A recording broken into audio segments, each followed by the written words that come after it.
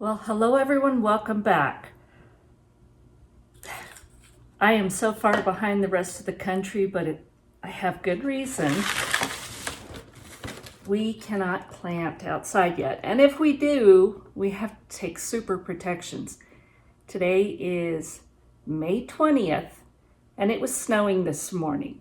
But we're supposed to have a hard freeze and possibly more snow in the next 2 days. So I can't put these babies out there because they just couldn't handle that kind of cold. That's Nevada in the spring. You don't ever take it for granted. And last year we had a pretty good amount of snow in the middle of June. So even once you get it out there, you're watching the weather and trying to protect your plants. And I know some people replanted 5 times last year. It just kept wiping them out. So I'm not rushing. I'm gonna get these ready, and when it looks like it's the right time, I will put them out with protection.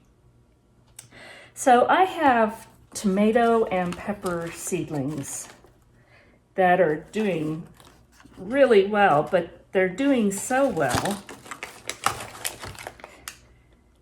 that they are becoming root bound. And so since I can't get them outside yet, I need to repot these so that they will continue to grow and expand before I take them out. So that's what I'm doing today. When I was buying some potting soil to repot these in, I couldn't decide. There's 2 good types, and one is Fox Farm, and this one has good things from the earth and seed. It's got 30 to 60% aged forest products, sphagnum peat moss, perlite, sandy loam, and fertilizer derived from the ocean. So fish emulsion, crab meal, shrimp meal, earthworm castings, bat guano, kelp meal, and oyster shell. So I have this, and that is this mixture. But since I couldn't decide, I decided I'm gonna mix 2 together.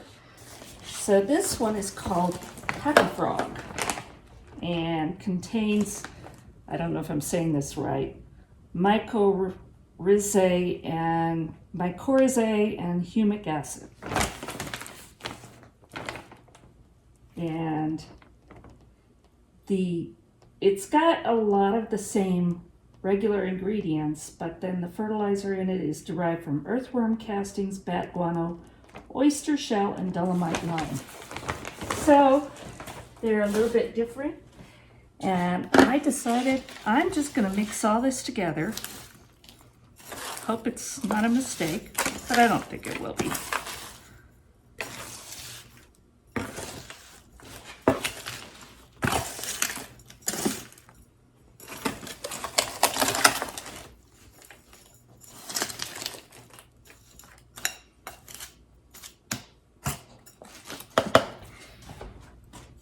And I don't want to plant them in too large a container because they're not going to be that long before I take them out. So I went and bought these, I think they're 10-ounce little red cups, plastic. And real simple, I took this drill and I took a stack at a time and just drilled 4 holes in each. So I'm hoping that this is going to give me good enough drainage, and I'm going to find out, aren't I? So put a little bit in the bottom.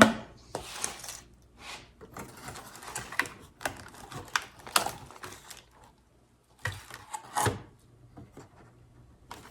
think I'm just going to get that out of the way.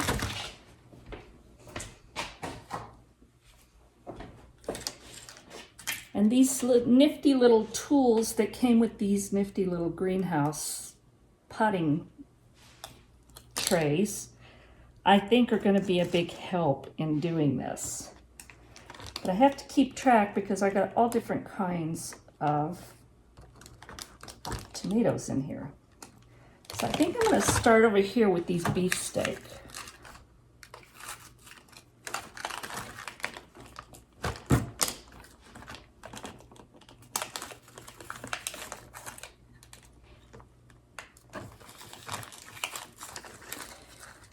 I may end up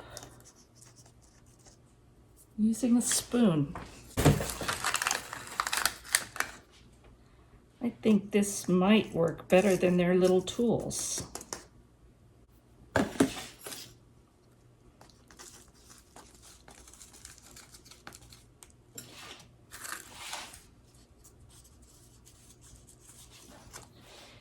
And there is a beefsteak.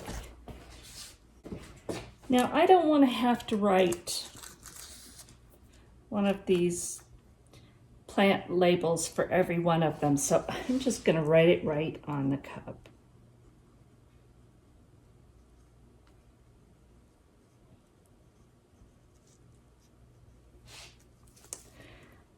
There it is. And I'm going to be putting all of them in one of these trays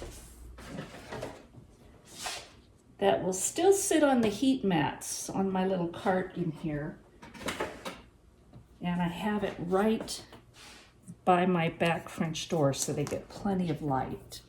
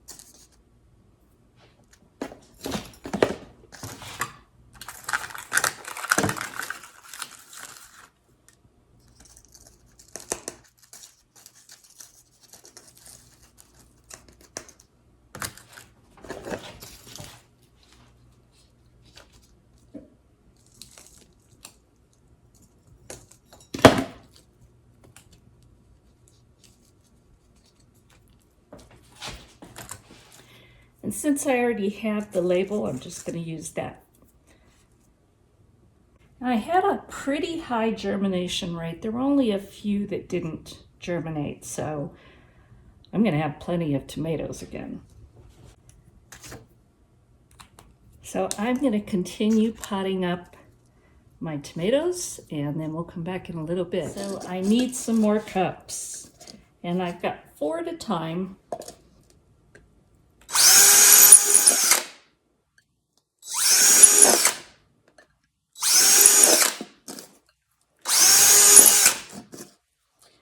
And those are done.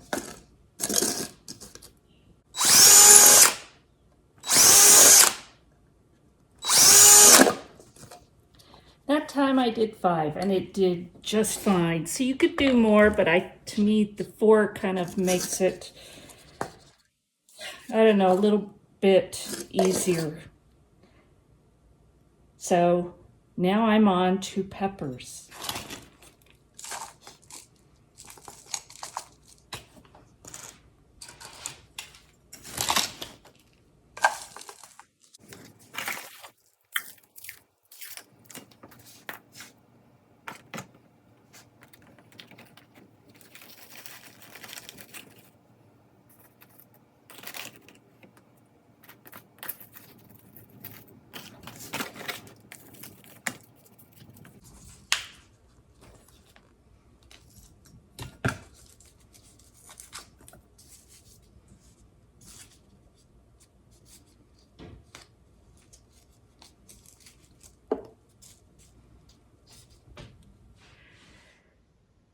So I got the tomatoes and most of my peppers planted, and I ran out of cups.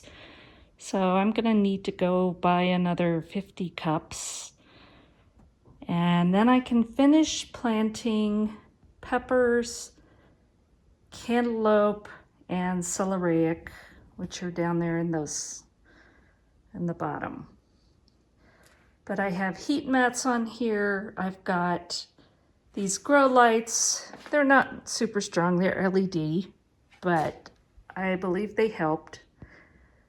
So everything has done really well here by this back door, even though it's not direct sun because that is facing north. It still gets good bright light, so hopefully a couple more weeks and I can put all these in the ground. Wish me luck. This has been about a week and a half, and I don't know if you can tell, but how much these have grown. I'm watering from the bottom. I have them in these trays, and I just fill the trays with water. They are siphoning up water through those tiny holes that I put in the bottom, and they are growing quickly. So I may be putting some of these out this weekend, Memorial Day weekend. But just wanted to update you and show you how great these are doing. Well, today is June 5th, and I finally had a few days to get some plants in the ground in between everything else. So, just gonna show you this garden update. First of all, I got all of the tomatoes and all of the peppers planted. So these right here are all peppers. There's a couple there and a few back there. And all the tomatoes all along that row. And there's 4 tomatoes right there. So I've got all those in the ground. There's a couple of tomatoes here along with a few peppers here too. My lemon balm is going nuts, and there's all kinds of pollinators here. Got tomatillos back there. My rhubarb is doing well. Weeds everywhere. But I had to stop pulling and get things in the ground. So once I get things planted, then I'll be going back and addressing the weeds again. My asparagus has already gone to fern, and I let it go early. It didn't do great last year, and it didn't look like it was going to do great this year. So I just decided to let it go to fern, clean out around it, and let it build up a lot of energy for next year. That's my artichoke I planted last year, and I mulched it. You can see how heavily I mulched it, and it just pushed right through it. It's growing great. I just planted that one, and hopefully it's going to take off soon too. These potatoes are from, I don't know what year. They just keep coming back. So I just let them go. My garlic back there in the corner. All of these volunteer raspberries I'm going to have to yank out. I don't have room for them to be there. Got a few strawberries and 1 lettuce that volunteered from last year. And these are Swiss chard that came back from last year. So those I'm probably going to dig up, just because once they get to this point where they're just sending up floral spikes, they really don't do well. So I'll dig those up and plant something else. So that is my garden update, and I'm so far behind everybody, but I also decided this year to wait until after Memorial Day, after it got warm, because I've been listening to some of the old timers here that have been saying they don't even try and plant till after Memorial Day, and they get good harvests too. So I'm testing it this year, and we'll see how it does. And I have a plan for that mountain of dirt soon. So that's my garden, and I just wanted to finish this video up by showing you they're in the ground June 5th, and let's see how they all do. Thank you for watching. I hope you're having a wonderful day. God bless, and we'll talk soon.